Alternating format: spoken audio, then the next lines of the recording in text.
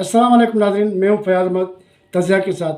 नाज़रीन, आपसे गुजारिश है कि मेरे चैनल को सब्सक्राइब करें और बेल आइकन का बटन दबाएं। नाज़रीन, आपसे यह भी गुजारिश है कि मेरी वीडियोस मुकम्मल देखें। नाज़रीन, मेरे चैनल का नाम है फ़याज़ अहमद तज़िया। तो नाज़रीन, आज जिस टॉपिक पे बात करेंगे वो हमारे मुल्क की टॉपिक है। नाज़रीन, जैसा को आपको मालूम है कि सुप्रीम कोर्ट ने एक फुल कोर्ट बनाया था। सुप्रीम कोर्ट जिसकी क़यादत चीफ जस्टिस काजी फ़ायद ईसा कर रहे थे।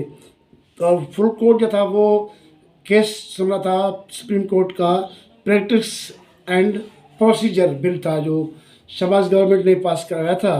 फिर इसके बाद अभी वो पास ही नहीं हुआ था। तो उस वक़्त के चीफ जस्टिस ये उमर था बंदयाल, ये जो आपको मालूम है उमर था बंदयाल, वही किस जमात का था, किस जमात का था वो आपको पता ही है। तो उसने उसको मुअत्तल कर दिया। ये कहा कि सुप्रीम कोर्ट में इंटरफेयर है, ये फ़िलहाल है, ये कानून नहीं है या हक नहीं है, कुछ नहीं है। तो इस हवाले से तो इस पर जो रिव्यू पिटीशन हुई तो इस पर जस्टिस काजी फ़ायद ने ज़बरदस्त काम किया। जो वो नहीं कर रहे थे वो डर रहे थे। इसने फुल कोर्ट बिठाया, 15 जज बैठे हुए फुल कोर्ट। तो उसने उस वक्त कुछ नहीं किया था, पता था उसको। तो 15 जजेस ने ये फुल सुना तो फैसला दिया। 15 जजेस में 10 जजों ने ये फैसला दिया कि ये एक्ट जो है ये पार्लियामेंट का हक है। ये बड़ा फैसला है, काजी फ़ायद ईसा का बड़ा फैसला है का कि ये भाई पार्लियामेंट का हक है, आइन साजी करना, कानून बनाना का पार्लियामेंट का हक है। और उसने काजी फ़ायद ईसा ने क्लियर कहा कि भाई मैं अपना अख्तियार जो चीफ जस्टिस का वो बांटना चाहता हूँ और ये पार्लियामेंट चाहती है से कि वो बांट जाए, क्योंकि सुप्रीम कोर्ट का चीफ जस्टिस बेंच बनाता है। कल कला वो बेंच न बनाए, ऐसे ही छुट्टी पे चला जाए, उसकी मर्जी है। बेंच बना दे फिर चेंजिंग करता रहे, ऐसे ही वो जितनी उसकी समझो मुद्दत है वो एक केस सुन ही नहीं सकता। तो इस हिसाब से वो कहा कि ये वन मैन शो है, डिक्टेटरशिप है। इसीलिए उसने कहा कि मैं ये बांट देना चाहता हूँ, क्योंकि इस बिल में क्लियर है कि बेंच जो तश्कील दिया जाएगा वो सुप्रीम कोर्ट के चीफ जस्टिस जो है वो सीनियर जजों से, मोस्ट सीनियर जजों से सलाह मशवरे के बाद वो बेंच तश्कील देगी। तो आपको पता है कि ये उमर था बंदयाल है या तो वो कैसे ये बर्दाश्त करता कि सीनियर जजेस जो काजी फ़ायद ईसा, सदा तारिक रहीम, उनसे वो मशवरा करें। तो इस हिसाब से बड़ी बात यह है कि इस बिल की मुखालफत उन्होंने की है जो पहले उमर था बंदयाल के ग्रुप पे थे, वही जो वो यूथी जजेस जिसको बोले जाते हैं आमतौर पर, है ना। उन्होंने 5 ने मुखालफत की, 10 ने हिमायत की। इस तरह से ये बिल जो है वो पास हो गया। और बड़ी बात है कि इस बिल में जो थी कि भाई आप जिसको सोमोटो एक्शन से लेते हैं 183, तो उसको भी उसने कहा कि भाई जैसे सुप्रीम कोर्ट इसने पार्लियामेंट ने कहा वैसे ही सही है, सोमोटो एक्शन अब वो नहीं ले सकता।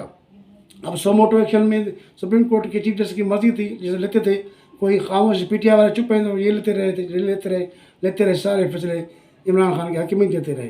तो इस हिसाब से वो भी चीज़ उसने मानी कि भाई ये भी सही है, मैं ये इख्तियार इस्तेमाल नहीं करना चाहता। इस हिसाब से नाज़रीन जो नाली थी, ताया नाली थी, इस बिल में वो उसकी मुद्दत जो थी वो 5 साल की थी। जिसने ये 5 साल किया वो बस इस हिसाब से फ़ायदा ये खुद इमरान खान को था। पता नहीं ये कैसे ये भाग रहे थे, ये नवाज शरीफ के दुश्मनी में ये नहीं देख रहे थे कि आगे चल के ये इस पर ही तलवार गिरेगी, मगर ये इतने उस वक़्त दुश्मनी में घिरे हुए थे, अभी भी ये दुश्मनी में है कि वो जो था उस पर बिल पर एतराज़ किया था। तो काजी फ़ायद ईसा ने यह भी ख़त्म कर दिया कि भाई पार्लियामेंट चाहती है कि तायत नाली ना हो, 5 साल हो बस सही है, इसके बाद वो लेकिन मिसाल है। तो यही मसला था नाज़रीन। तो इस पर देखें कि ये पार्लियामेंट की कामयाबी है। जस्टिस काजी फ़ायद ईसा ने ये बड़ा फैसला दिया और ये साबित किया कि भाई कानून बनाना, आइन बनाना पार्लियामेंट का हक है, क्योंकि पार्लियामेंट आवाम चुनती है। और जो है सुप्रीम कोर्ट एक इदारा है, पार्लियामेंट इदारा नहीं है। इस हिसाब से हमें इदारे के तौर पर चलना चाहिए।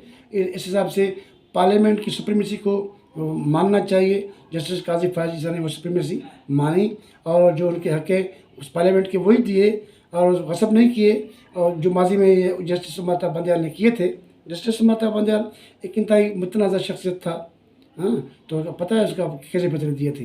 तो इस हिसाब से काजी साहब ने ये फैसला दे के पाकिस्तान की तारीख रकम कर दी है कि भाई जजेस जो हैं, जो चीफ जस्टिस होता है वो मनमानी नहीं करे, वो अपनी नहीं चलाए। सीनियर जजों से मशवरा करे, कोर्ट को एक सुप्रीम कोर्ट को एक बाज़ाब्ता इदारे के तौर पर चलाए। संगीन गलतियाँ की हुई हैं जजों ने, इस हिसाब से उसने खुद भी कहा है कि भाई हमने गलतियाँ की हैं। तो इस हिसाब से नाज़रीन ये एक बड़ा अच्छा फैसला है।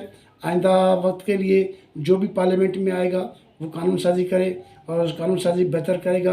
और जस्टिस काजी फायद ईसा और उनके जो आने वाले जजेस हैं, इनसे उम्मीद की जा सकती है कि ये अच्छा ही काम करेंगे।